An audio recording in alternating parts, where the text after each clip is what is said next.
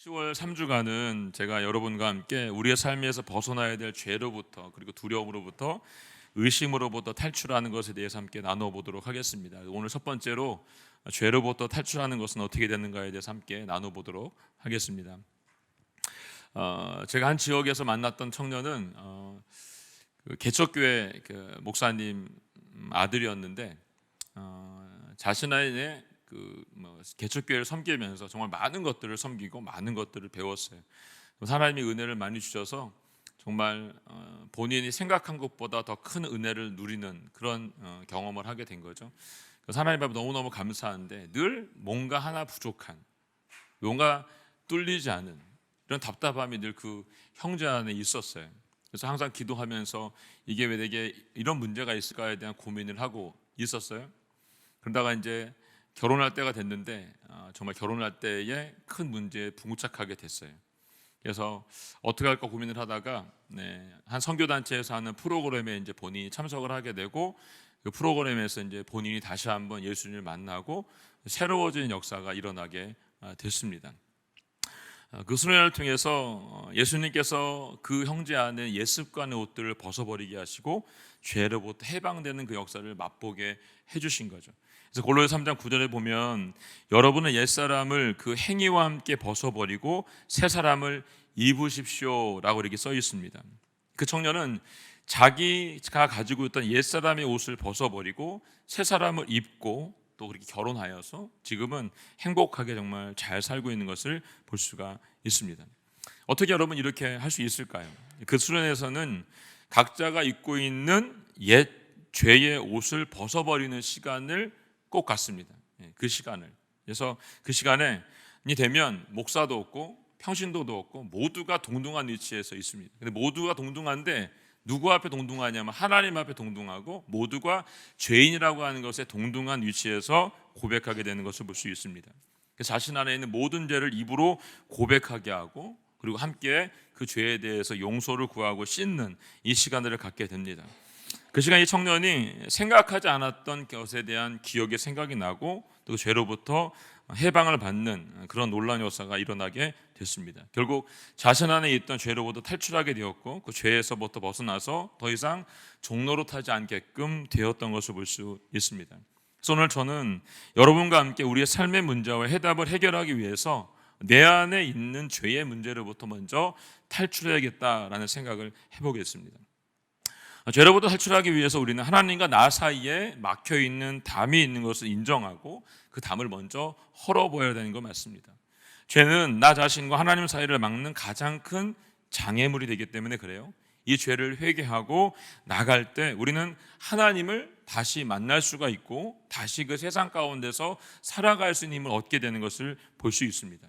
여러분, 회사나 동료에서 그리고 친구들과 관계 속에서 이 죄의 문제가 발생이 되면 관계의 문제가 어렵게 되는 걸 볼 수 있습니다. 가정도 마찬가지예요. 부부관계 속에서, 자녀들과의 관계 속에서 이 죄의 문제로 인하여서 어려움이 되게 되면 그 관계가 틀어지게 되고 대화가 어렵게 되는 것들을 보게 됩니다. 결국 그 사람의 마음을 풀어줘야지만 대화가 가능하게 되는 것들을 볼 수 있습니다. 하나님과도 여러분 마찬가지라고 생각합니다. 하나님과의 관계 속에서 대화가 이루어지지 않고 있다고 하는 것은 여러분의 삶 가운데 하나님과 나 사이에서 무엇인가 막혀있다는 이야기를 얘기해주고 있는 것이죠. 우리는 하나님 앞에 무릎을 꿇고 회개함으로 그분 앞에 그 은혜를 구하며 살아가는 것이 맞습니다. 그래서 하나님이 지은 죄에 대해서 이사야서 59장 1절로 2절 말씀이 이렇게 말씀하셨죠. 함께 읽어볼까요? 시작. 보라, 여호와의 손이 너무 짧아서 구원하지 못하는 것이 아니다. 귀가 너무 어두워서 듣지 못하는 것이 아니다. 다만 너희의 죄악이 너희와 너희 하나님 사이를 갈라놓았을 뿐이다. 너희의 잘못이 하나님의 얼굴을 가렸기 때문에 하나님께서 너희의 말을 듣지 않으실 뿐이다. 아멘. 너희의 죄악이 하나님과 우리 사이를 갈라놓았고, 우리의 죄가 그 얼굴을 가리어서 너희 말을 듣지 않으신다라고 말씀하고 있습니다. 뭔가 막혀 있는 거죠. 그 막혀 있는 것들 때문에 우리가 갈 수 없고 들을 수 없고 볼 수 없고, 하나님도 우리가 이야기하는 것에 대해서 들을 수가 없다라고 말씀하고 있는 거예요. 그렇기 때문에 우리가 하나님과 관계를 회복하기 위해서는 우리 안에 있는 죄를 회개하고 나아가는 것이 굉장히 중요하다는 것을 얘기해주고 있습니다. 그렇다면 하나님과 우리 사이에서는 어떤 죄가 막혀 있는지를 볼 필요가 있는 거죠. 저는 십계명 안에서 몇 가지를 찾아보고 싶은데요. 첫 번째는 십계명 중에 1계명에 해당하는 나 외에 다른 신들을 내게 두지 말라는 것입니다. 나 외에 다른 신을 내게 두지 말아라. 다 알고 있는 거죠, 여러분. 내 앞에 다른 신을 두지 말아라. 하나님 외에 다른 신을 두고 섬기는 죄는 하나님께서 절대로 용서하지 않겠다라고 말씀하신 겁니다. 하나님 외에 다른 신을 겸하여 섬기는 것, 그것도 조차 용납할 수가 없다라고 하나님께 분명히 말씀해주고 있는 것이죠. 제가 독일에 와서 여러 가지 충격적인 게 굉장히 많았지만 또 하나 충격적인 게 뭐였냐면 사람들이 이 미신과 관련된 것들에 굉장히 많이 빠져 있더라고요. 점치는 거, 장난으로도 뭘 보는 거, 이런 거에 굉장히 많이 빠져 있어요. 이렇게 믿는 사람들 안에도 이런 게 있더라고요. 이전에도 제가 물론 저희 청년 때도 보면 제가 아는 분들 중에도 그 결혼 전에 점치러 가는 분들이 있었어요, 실제로요. 저는 좀 그게 굉장히 충격적인 사건이었고, 제 초등학교 동창 중에 한 아이가 그 기독교 집안에 있는 형제하고 결혼을 하게 됐는데 그 집에서 사주를 본다고 사주팔자를 가져오라 해서 그게 충격이 돼서 저한테 와서 그 권사님 장로님에서 그런 것도 보냐고 저한테 물어봤던 기억이 제가 있어요. 20대였다고 그때는요. 요즘은 와서 봤더니 쇼핑몰에도 있고 어린이 놀이공원에 가도 그런 게 있어요, 여러분. 남양주 왔더니 남양주 없는 것 같은데 남양주도 운전하면서 보니까 남양주에도 있더라고 보니까요. 여러분, 하나님께서 장난으로라도 하는 이 모든 것들을 원하실까요? 원하지 않으신다는 거, 여러분. 혹시 이 자리에 오신 분들 중에 장난으로라도 여러분이 점을 치거나 또 무슨 하루 운세라고 이렇게 신문에 나오는 거 있잖아요. 그런 거를 보셨다거나 시간을 때우기 위해서 그림을 보셨다거나 그리고 아무 생각 없이 여러분들이 눈을 즐겁게 하거나 나의 유익을 위해서 여러분들이 보아서는 안 되는 드라마나 영화를 보았다고 한다면 여러분 한번 생각해 보시기 바랍니다. 하나님께서 그것을 기뻐하실까요? 아니요, 안 기뻐하세요. 여러분, 그것을 반드시 멈춰야 됩니다. 여러분, 내가 보면 누가 볼까요? 내가 보면 우리 애들도 보게 되어 있습니다. 사단에게 속지 마세요. 사단은 여러분 세상의 문화라는 이름으로, 사상이라고 하는 이름으로, 흐름이라고 하는 이름으로 우리를 유혹하고 넘어뜨리고 있다는 거예요, 여러분. 혹여라도 여러분의 지금 핸드폰 안에, 여러분 지금 가지고 있는 핸드폰 안에 하나님께서 기뻐하지 않는 게임, 유튜브 보고 계신 분들도 똑같습니다. 게임, 그리고 하나님이 기뻐하지 않으시는 어플 있죠, 여러분. 있어요. 있으시면 당장 오늘 지우시기를 바랍니다. 그리고 하나님께 엎드려서 회개하시기를 바랍니다. 그분과의 관계 속에서 여러분 유일하신 하나님 이외에 다른 것을 섬기고 있는 것, 그것을 여러분 끊어버려야 되는 것이 맞습니다. 하나님 이걸 원하지 않으세요. 이게 우리 안에 있으면 하나님과 나 사이의 관계 속에 분명한 어려움이 있습니다. 그리고 하나님의 음성을 듣는 데에 분명한 어려움이 있을 수밖에 없습니다. 왜 안 들릴까? 왜 나는 하나님께 기도하는데 이것이 안 들릴까? 이유가 있는 거예요, 여러분. 내가 지금 하나님과의 관계가 바르지 않기 때문에 들리지 않는 거예요. 왜 우리 애는 왜 저럴까? 여러분, 문제가 있는 거죠, 여러분. 나에게 문제가 있기 때문에 우리 아이에게도 문제가 분명히 있는 거예요. 우리가 아이를 키워봐서 알잖아요, 여러분. 아이를 키우면서 하나하나를 볼 때마다 누구 닮았어요? 나 닮았죠, 여러분. 날 닮은 거예요. 남을 닮은 건 하나도 없습니다. 아내를 닮지 남편을 닮든지 부부 중에 누굴 닮게 되어 있어요, 여러분. 그러면 내가 하고 있는 행동들을 그 아이도 분명히 하고 있다는 거죠. 내가 하나님 앞에 바르게 서면 우리 아이들도 바르게 설 수밖에 없습니다. 여러분이 스스로 그걸 끊기 시작해야 우리 아이들도 끊을 수 있는 거예요.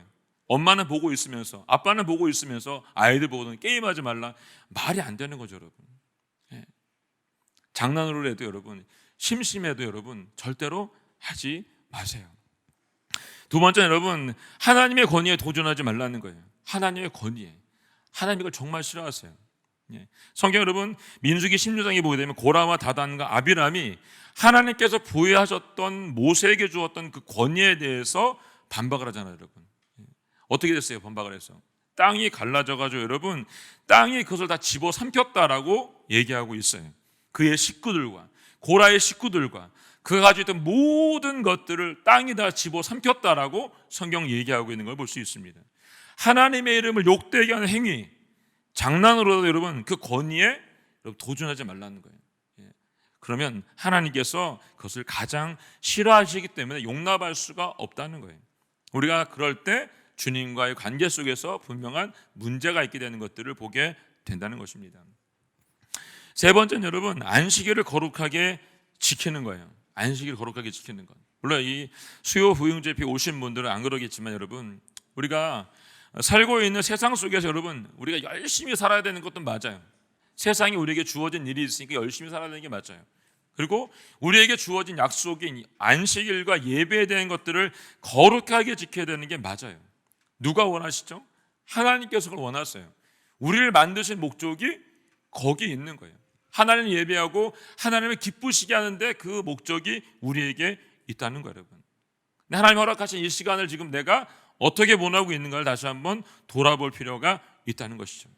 저는 지금 코로나 팬데믹이라는 상황 가운데서 여전히 예배를 드리고 있습니다. 여전히 전체적으로 지금 저희 교회도 50%, 60%, 70% 점점 늘어나고 있긴 하지만 어느 선에서 지금 멈춰 있습니다. 그러니까 코로나 이전과 지금을 비교했을 때 70%에서 더 이상 이렇게 잘 넘어가지 않는 그런 상황이 되고 있어요. 왜 못 올까요, 여러분? 왜 그들은 예배하러 못 올까요, 여러분? 여러 가지 이유가 있겠죠, 여러분. 우리가 하나님 앞에 예배의 회복을 위해서 기도하고 있어요. 어디를 가든지 주님은 분명히 그곳에 계시다라고 말씀해 주었어요. 근데 안식일을 거룩하게 지켜야 될 그날 우리의 삶의 태도를 돌아보자는 거죠, 여러분. 우리의 삶의 태도를. 우리가 팬데믹 이 코로나 기간에 예배하러 오지 못했을 때 여러분들은 어디서 예배를 드리셨나요? 한번 생각해 보세요. 내가 어디서 예배를 드렸는지. 그 예배하는 그 자리에서 여러분 지금 입고 있는 이 옷 그대로 입고 예배를 드리셨나요? 아니면 편한 대로 그냥 집이니까 여기는 집이니까 그런 편안함으로 예배를 혹시 드리셨나요? 물론 장소가 뭐 중요하냐 이렇게 말할 수 있어요, 여러분. 근데 우리가 드리고 있는 다양한 예배의 장소, 그 예배의 장소가 정말 거룩한지를 보아야 된다는 거죠. 내가 드리는 예배의 장소가 정결한지를 보아야 된다는 거죠. 내가 드리는 그 예배의 장소가 합당한 예배의 장소인지를 보아야 된다는 거죠. 나의 마음을 모아가지고 주님 한 분만을 바라보며 예배하기에 충분한 장소인지를 보아야 된다는 거죠. 내가 있는 자리에서 정말로 하나님을 높이고 예배를 드리고 있다라고 한다면 문제가 되지 않겠죠. 근데 내가 드리고 있는 그 자리가 내가 좋아서 내가 원해서 있는 그 자리에서 지금 드리고 있다라고 한다면 하나님께서 뭐라고 말씀을 하실까요? 사랑성도 여러분, 왜 안식일이 중요하죠?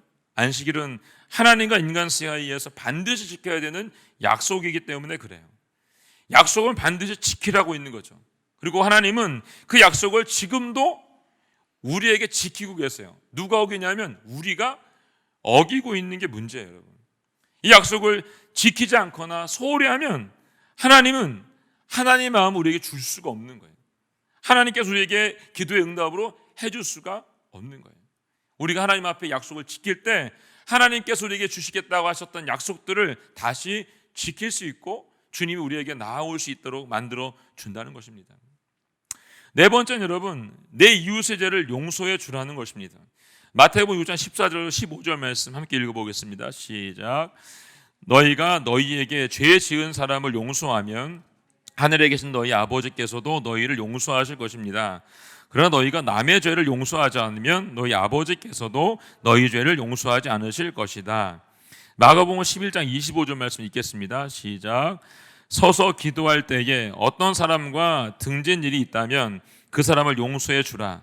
그리하면 하늘에 계신 너희 아버지께서도 너희의 죄를 용서해 주실 것이다.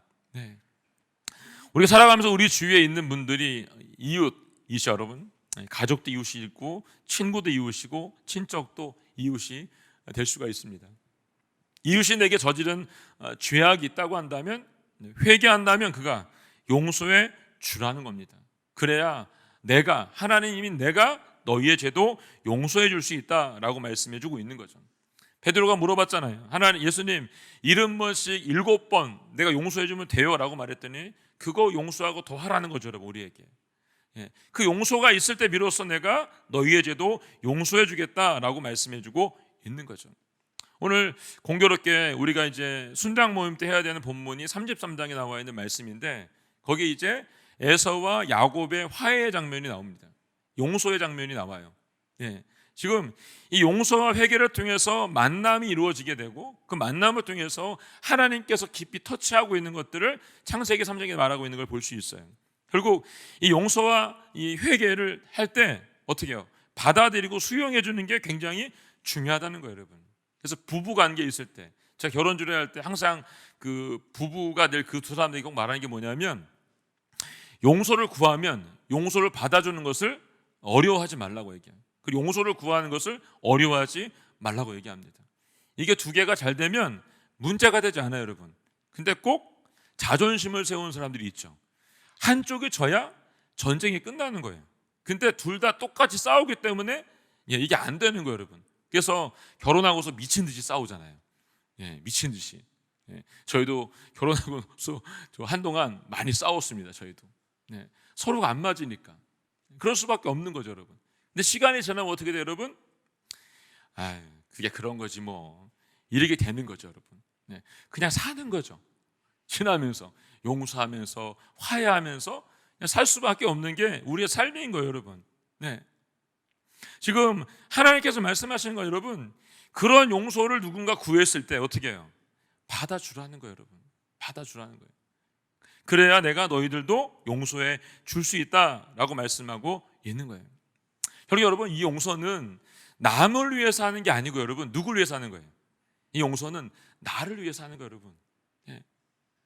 그 사람이 좋으라고 하는 게 아니고 여러분, 나를 풀어 놓아주기 위해서 용서를 하라는 거예요.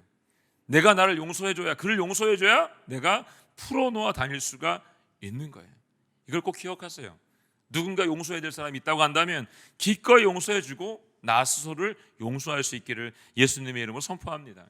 마태복음 23장 24절 보니까 또 이렇게 알려주고 있어요. 그러므로 내가 만약 제단에 예물을 드리다가 내 형제가 너를 원망하고 있는 것이 생각이 나면 예물을 거기 제단 앞에 두고 우선 가서 그 사람과 화해하여라. 예물은 그 다음에 돌아와 드려라 라고 말하고 있습니다. 하나님께서는 우리의 예배를 받으시기 위해서 먼저 그 사람과 또 뭐라 그랬어요? 화해하라고 얘기해주고 있습니다. 화해하라. 오늘 이 말씀을 듣는 우리 모두에게 이웃을 향한 용서가 이루어지고 화해가 이루어지기를 예수님의 이름으로 축원합니다. 다섯 번째는 내가 마땅히 해야 될 의무를 다하지 않은 죄가 있다라고 말하고 있습니다. 마땅히 해야 될 의무가 있대요, 여러분. 마땅히. 우리가 잘 알고 한 사람이 예루살렘에서 여리고를 가다가 강도를 맞아서 거반 죽게 생겼어요, 여러분. 피투성이가 돼가지고 쓰러져 있는데 지나가는 제사장이 어떻게 했죠, 여러분? 보고서 그냥 지나갔어요. 피투성이가 돼서 거반 죽게 생겼으니 이렇게 생각했겠죠. 내가 굳이 저 피 묻은 사람을 만져가지고 죄를 지어서 내가 예배하는데 어려움을 내면 안 되지. 그리고 내가 저 사람을 굳이 도와주지 않아도 되겠지 라고 하는 마음에 지나갔겠죠, 여러분. 지나가던 두 번째 레위인도 역시 여전히 쳐다보고 지나갔어요, 여러분. 거기에 거반 맞아 죽게 생긴 사람은 지금 누군가의 도움이 너무너무 필요해요. 피를 흘렸고 여러분 이제 쓰러져서 움직일 수 없는 상황이에요. 그럼 누군가는 분명히 붙잡아주고 일으켜줘야 되는 게 맞는 거죠. 근데 거기 있는 제사장도 레위인도 그걸 보고 지나갔다라고 말했어요. 우리가 알고 있는 것처럼 사마리아인이 자기가 가지고 있던 짐승에 그 사람을 태우고 여관에 가서 고침을 받을 때까지 보살펴 달라고 부탁하고 갔던 것을 볼 수가 있습니다. 예수님이 이 세 사람 중에 누가 이 사람의 이웃이 될 수 있냐라고 물어보셨고 여러분 그들은 사마리아인이 이웃이 될 수 있다라고 말을 했어요. 내가 도와주지 않아도 된다고 생각할 수 있지만 내가 도움을 줄 수 있음에도 불구하고 도움을 주지 않을 때 하나님은 이것을 책망하신다라고 얘기해주고 있는 거죠. 예수님께서 마태복음 25장 32절 1절 이하에 보게 되면 양과 염소에 대한 비유를 말씀하세요. 그래서 염소인 죄인들에게 이렇게 말하죠. 너희가 내가 배고플 때 먹을 걸 주지 않았고 내가 목마를 때 마실 걸 주지 않았다. 내가 나그네 됐을 때 너희는 나를 맞아들이지 않았고 내가 헐벗었을 때 입을 것을 주지 않았다. 내가 병들고 감옥에 갇혔을 때 너희는 나를 보살펴주지 않았다라고 말합니다. 예. 염소된 이들이 뭐라고 말해요, 여러분? 주여, 우리가 언제 주께 배고프시거나 목마르시거나 나그네 되시거나 헐벗었거나 병드시거나 감옥에 갇히는 것을 보고서 내가 돌보지 않았습니까? 라고 반문해서 말하잖아요, 여러분. 그때 예수님이 뭐라고 말씀하세요? 내가 진실로 너희에게 말한다. 무엇이든지 너희가 여기 있는 사람들 중 가장 보잘것없는 사람에게 하지 않은 것이 곧 내게 하지 않은 것이다 라고 말씀했어요. 여러분, 오늘 하루를 살아가는 걸 돌아보세요, 여러분. 혹시 이 말씀에 내가 부딪히는 게 있는지. 너희 중에 무엇이든지 너희가 여기 있는 사람들 중에 가장 보잘것없는 사람에게 하지 않은 것, 그것이 내게 하지 않은 것이다 라고 말하고 있는 거예요. 우리에게 하나님께 주신 것이 있다고 한다면 그 주신 것이 다 내 것이라고 그랬나요? 아니죠. 내 것이 아니라고 했어요. 오늘 내게 주신 일용할 양식이 있다고 한다면 일용할 양식의 나머지는 누군가에 대해서 우리가 나누고 베풀어하기 위해서 하나님이 우리에게 주신 것이라고 얘기했습니다. 그래서 내 것을 내 것으로 여기지 말아라. 그리고 주님 앞에 그걸 드리고 내 이웃을 돌보라고 우리에게 말씀해 주었다는 거죠. 야고보서 17절에 보니까 야고보 사도가 이렇게 말해요. 그러므로 누구든지 선을 행할 줄 알면서도 행하지 않으면 이것은 죄를 짓는 일입니다 라고 말하고 있습니다. 누구든지 선을 행할 줄 알면서, 이게 선인 줄 알아요. 이렇게 도와야 줘야 되는 것도 알고 행해야 되는 것도 알아요. 근데 행하지 않으면 이것이 죄다라고 말하고 있어요.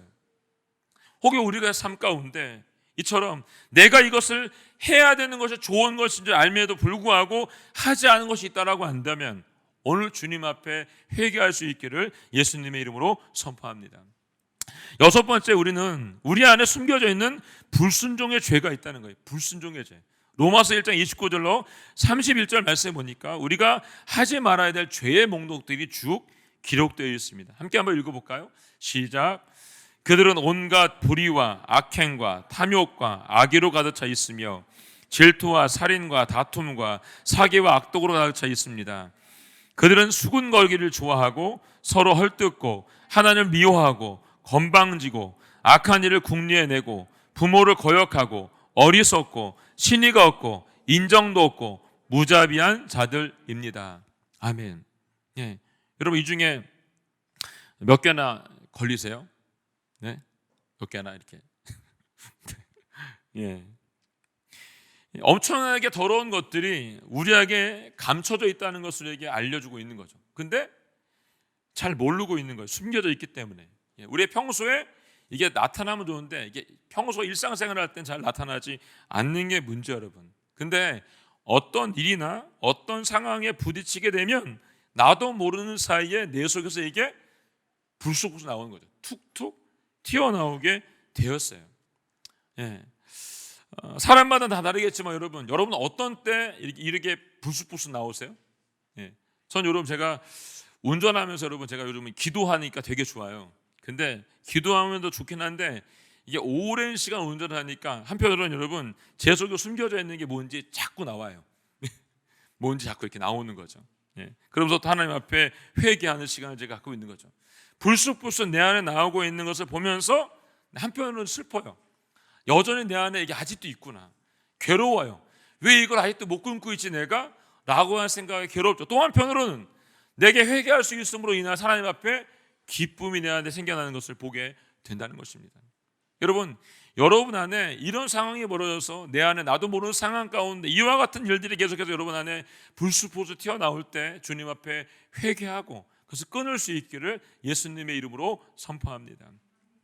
일곱째는 우리 안에 있는 탐욕과 욕심을 우리가 구한 죄도 회개해야 된다는 거예요. 우리가 잘못 구한 거 있죠. 잘못 구한 거. 야고보 1장 15절 말씀이 이렇게 써 있어요. 함께 읽어볼까요? 시작. 욕심이 잉태해 죄를 낳고 죄가 자라 사망을 낳습니다. 아멘. 야고보 4장 3절 말씀이 이렇게 써 있습니다. 시작. 그런데 구해도 얻지 못하는 것은 여러분이 정욕에 쓰려고 잘못된 동기로 구하기 때문입니다. 아멘. 사람 마음속에 탐욕과 욕심이 들어오면 어떻게 해요, 여러분? 이 탐욕과 욕심을 이루기 위해서 뭘 하냐면 죄를 짓게 됐어요, 여러분. 내가 이것을 얻고 이것을 이루기 위해서 내 안에 있는 죄라고 하는 본성이 드러나서 이것을 얻기 위해서 또 다른 죄를 짓게 된다는 거예요. 그래서 거짓말은 또 다른 거짓말을 계속해서 낳는 이유가 이런 이유 때문에 그래요, 여러분. 탐욕과 욕심의 죄가 우리 마음속에 있을 때 이를 회개하고 하나님 앞에 진실된 마음으로 우리에게 필요를 구하는 것이 맞아요. 하나님이 잘못했어요. 내가 이것을 잘못 구하고 있어라는 걸 말하는 거예요.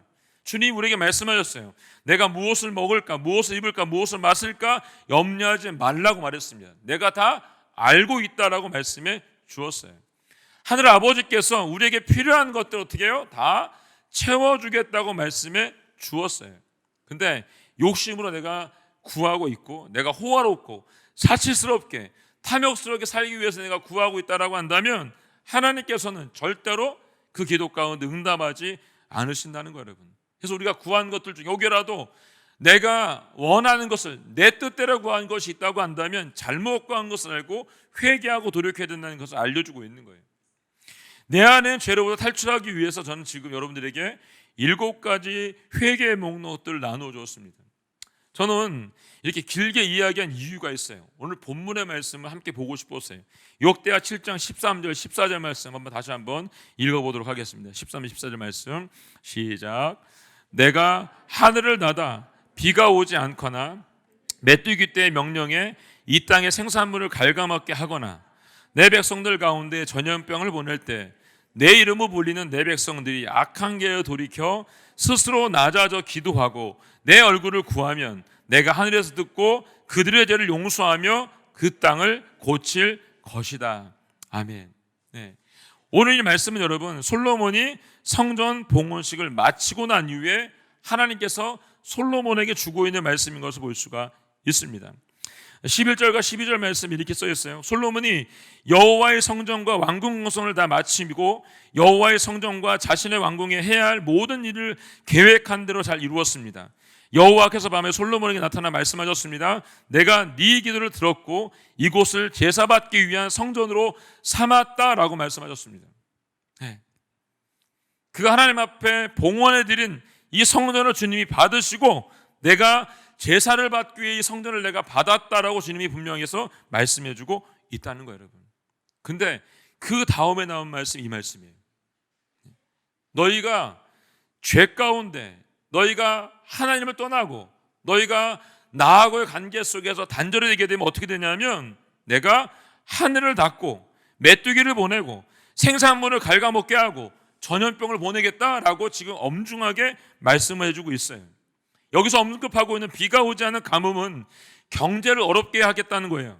메뚜기 떼를 보내겠다는 것은 자연의 파괴를 말하고 있는 것이고 여러분 전염병을 보내겠다고 하는 것은 우리의 몸을 고통 가운데 몰아넣겠다라고 말씀해주고 있는 것이죠. 결국 인간 안에 생활하고 있는 모든 분야에 내가 영향을 끼치게끔 하겠다라고 지금 얘기해주고 있는 거예요.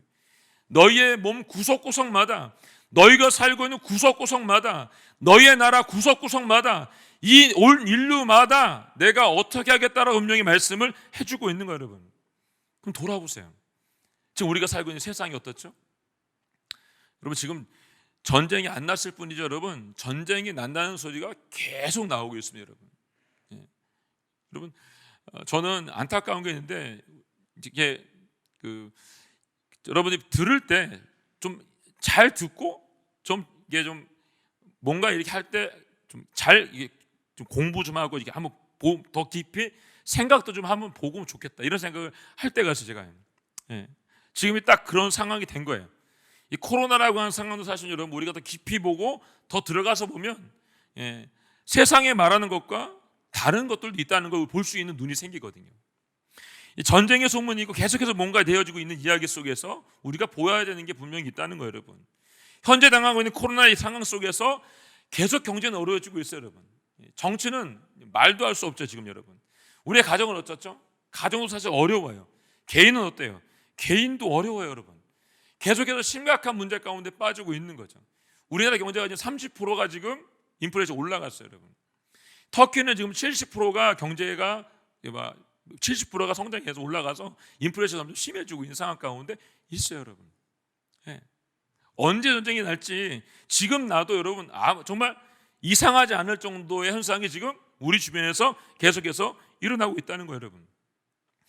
솔로몬에게 얘기하고 있는 것처럼 하늘을 닫아버리고 내가 생산물을 갉아먹게 하고 내 백성들 가운데 전염병을 보낼 때가 온다라고 지금 얘기를 해주고 있어요, 여러분. 그럼 우리는 어떻게 해야 돼요, 여러분? 그냥 가만히 전쟁 올 때까지 그냥 기다리고 있으면 돼요, 여러분? 지난주에 우리 담임 목사님께서 1인 시위하시려고 국회에 나가셨잖아요, 여러분. 그리고 제가 이번 주에 여러분들에게 그 목사님들 통해서 총무님들에게 그 반대하는 그 성명들을 좀 서명해주고 보내달라고 다 카톡으로 보내달라고 부탁을 했어요. 예, 전 여기 계신 분들이 다 했다고 생각이 돼요. 예, 꼭 좀 해주세요. 예, 하셔야 돼요, 여러분. 내가 이제 못하면 옆에 있는 젊은 애들한테 부탁을 해서라도 로그인하고, 예, 이게 반대할 수 있는 동의할 수 있는 것들을 하셔야 돼요, 여러분. 지금 이것 때문에 싸우고 있는 사람들 중에 여러분 공황장애 가서 지금 저희 알고 있는 사람 중에는 지금 공황장애 가서 힘든 사람들이 있어요, 지금요. 너무 사람들이 타겟으로다가 힘들게 하고 어렵게 하고 있기 때문에 그렇다는 거예요, 여러분. 예. 우리가 가만히 있으면 여러분 세상이 여러분 우리를 먹어버린다니까요, 여러분. 사단이 여러분 어떻게든 이 세상을 넘어뜨리기 위해서 계속 우리를 잡고 있다는 걸 우리에게 알려주고 있는 거예요, 여러분. 성령을 통해서 우리에게 다시 한번 얘기해주고 있는 거죠. 너희가 이것을 잘못 알고 잘못 생각하고 있으면, 잘못 행하고 있으면 내가 이것을 닫아버리겠다라고 말씀하고 있는 거예요. 근데 14절에 보니까 내 이름으로 불린 내 백성들이라고 말하는데 이게 뭐냐면 그들이 여호와께 속해 있다는 거예요, 여러분. 내 백성들. 그 때문에 여호와께서 그들을 보호해 줘야 될 의무가 있다는 거예요. 여러분과 저를 여러분 보호해 줄 의무가 누구에게 있냐면 하나님께 있어요, 여러분. 우리가 누구에게 피해 있어야 되냐면 하나님께 피해 있을 때에 이것이 가능하게 된다는 걸 다시 한번 알려주고 있는 거죠. 그런 반면에 다른 한편은 뭐예요, 여러분? 아무리 하나님의 백성이라 할지라도 여호와를 인정하지 않고 죄악된 길에서 돌이키지 않으면, 떠나지 않으면 하나님으로부터 버림받게 될 것이라고 하는 것을 암시해서 알려주고 있는 거예요. 예. 우리가 돌이켜서 주님이 원하신 그 자리 가운데 나아가지 않으면 결국 버림을 받게 된다는 거예요, 여러분. 그래서 이방인의 사도였던 사도 바울은 빌립보서에서 빌립보 2장 12절에서 빌립보 교회들이 이렇게 부탁을 하잖아요. 한번 읽어볼까요? 빌립보서 2장 12절 말씀. 그러므로 내 사랑하는 사람들이여, 여러분이 항상 순종했던 것처럼 내가 여러분과 함께 있을 때뿐 아니라 지금 내가 없을 때도 두렵고 떨리는 마음으로 여러분의 구원을 이루십시오. 아멘. 네. 사랑하는 여러분, 여러분이 항상 순종했던 것처럼 내가 여러분과 함께 있을 때뿐 아니라 지금 내가 없을 때도 여러분 두렵고 떨리는 마음으로 여러분들의 구원을 이루기 위해서 기도하라고 얘기해주고 있는 거예요, 여러분. 기도하세요, 여러분. 여러분들 구원을 위해서, 여러분들 가정을 위해서, 여러분의 자녀들을 위해서, 이 나라와 이 민족을 위해서, 열방을 위해서 기도할 의무에게 누구에게 있냐면 여러분과 저에게 있다는 것을 분명하게 알려주고 있는 거예요, 여러분. 또 이어서 이제 이 백성들이 스스로 낮추어서 하나님의 얼굴을 구한다는 것은 뭐냐면 죄를 깨닫고 하나님의 자비와 긍휼과 자비하심을 죄사함으로 나아가게 되는 것을 얘기해주고 있어요. 나아가면 다윗이 여러분 사무엘상 24장에서 하나님이 원하지 않는 인구조사를 함으로 인해서 어떻게 여러분 3일간의 온역으로 여러분 징벌을 받았을 때 이게 잘못된 거구나 라고 깨닫고 회개했더니 구원이 이르게 됐잖아요, 여러분. 지금 우리가 해야 되는 건 뭐냐면 우리가 살고 있는 이 땅에서 지금 내가 잘못한 거 없으니까, 나는 아무 짓도 안 했으니까 나는 괜찮지 라고 하는 게 아니고 여러분, 이 나라의 죄를 위해서, 이 백성의 죄를 위해서, 우리 가정과 우리의 가족들을 위해서, 우리 자녀들, 나를 위해서 여러분 회개하며 엎드리며 기도해야 됐다는 것을 다시 한번 우리에게 알려주고 있는 거예요. 요나가 여러분 니느웨에 가서 이 땅이 멸망한다고 말했을 때 여러분 니느웨 어떻게 했어요, 여러분? 짐승까지 모두가 금식하면서 회개했어요, 여러분. 어찌 보면 지금 여러분 우리가 회개하며 하나님에 엎드려 기도하는 것이 지금 필요할 때가 됐다는 것을 알려주고 있는지는 몰라요. 그럼 어느 날 우리 역시 개인적으로 또는 국가적으로 재앙을 당할 때 그것의 원인을 철저히 규명하고 회개함으로써 이 재앙으로부터 건져주시기를 하나님께 구해야 되는 것, 그것이 누구에게 있냐면 여러분과 저에게 이 사명이 있다는 것을 알려주고 있다는 거예요, 여러분. 저는 우리가 이 죄로부터 돌이켜서 나 스스로가 먼저 돌이키고 이 나라와 이 민족의 죄를 돌이키고 우리 가정의 죄를 돌이켜서 하나님과 더 가까이 나아가신 축복이 여러분과 제 안에 있기를 예수님이 선포합니다. 사랑하는 성도 여러분, 우리의 삶이 때때로 하늘이 닫힌 것처럼 느껴지고 또 메뚜기 때가 와서 모든 생산물을 갉아버린 것처럼 고통스럽고 또 병으로 신음하고 아픔 가운데 있을 때라도 우리가 해야 되는 게 있다는 거예요. 여러분, 한번 따라해 보세요. 악한 죄의 길에서 돌이키십시오. 스스로 자신을 낮추십시오. 하나님의 얼굴만을 구하십시오. 아멘. 네, 여러분, 우리 안에 있는 우리 스스로의 죄를 볼 뿐만 아니라 우리가 하나님 앞에 성령께 구하여서 이 나라와 열방을 위한 기도를 우리가 꼭 해야 되는 게 맞습니다. 그래서 이 말한 것처럼 악한 죄의 길에서 여러분 스스로 돌이키시고 낮춰주셔서 하나님의 얼굴을 구하며 하나님께 여러분과 저에게 말씀하시는 그 기도 가운데 응답할 수 있기를 예수님의 이름으로 선포합니다. 아멘.